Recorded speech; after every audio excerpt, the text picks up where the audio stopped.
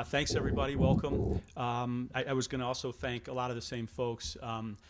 Peter's already thanked them, but I would like to just especially highlight Tyler and Mike, who just have, and Paul as well. Those guys have just gone so far above and beyond, have done a fantastic job in all the administrative work and logistics in getting this whole thing together. Also, thanks to the Eisenberg family.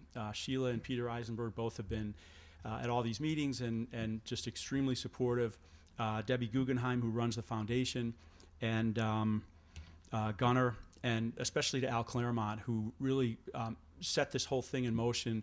The mentor program, the speaker series are just fantastic, outstanding programs, and Al is a tireless worker on behalf of the foundation, so thanks again to Al. In the Buddhist religion, there is a well-known anecdote that goes like this. There's a man whose horse runs away, and his neighbor comes over and says, "I'm sorry for your loss." And the man says, "Who knows what is good and what is bad?"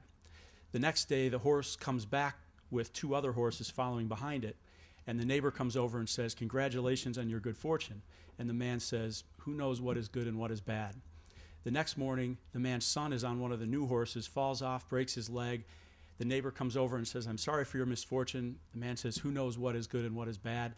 The next day, the country goes to war, and the son doesn't have to go because his leg is broken.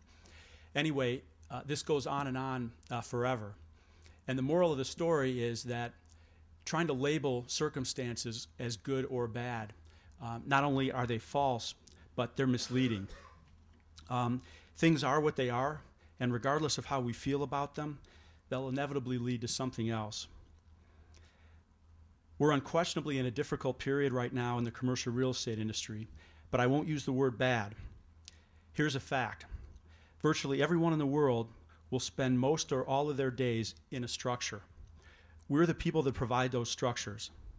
Real estate is not going anywhere, and it's even more relevant today than it ever has been. With changing lifestyles, changing energy demands, and new financing paradigms, which are forcing us to reevaluate what we build and where we build it.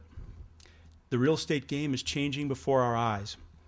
And like all businesses in this fast-paced world, if you're not creative, flexible, and constantly trying to think ahead of the curve, you're going to be left behind.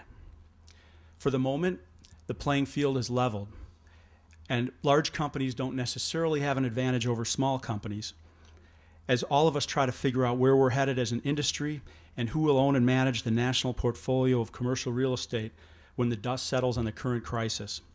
Where will the money come from? Who will invest it? How will properties change? How will universities work more closely with industry professionals to better train and prepare our future leaders to avoid the mistakes of the last cycle? How will our trade organizations facilitate commerce, encourage excellence, set standards, and inform their members? How will the internet change the way we do business?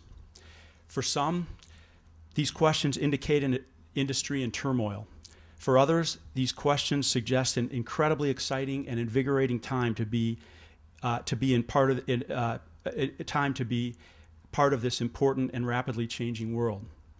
The question is, since the entire industry will someday belong to you, how many of you will persevere in making your mark, and where will you best succeed? Fortunately for all of you, this Career Day event will offer an unparalleled chance to peek into the commercial real estate business and hear about its future from the best and the brightest in the industry and in education. Enjoy this opportunity. Think critically about what you hear. Listen for nuggets of wisdom, undiscovered opportunities, inspiration, and game changers. Be conscious about eliminating false labels like good and bad when looking at circumstances, and instead see the possibilities. There's going to be plenty of room for all of you in this business if you can see the possibilities. Enjoy the day, and I will turn it over to Gunnar Branson now.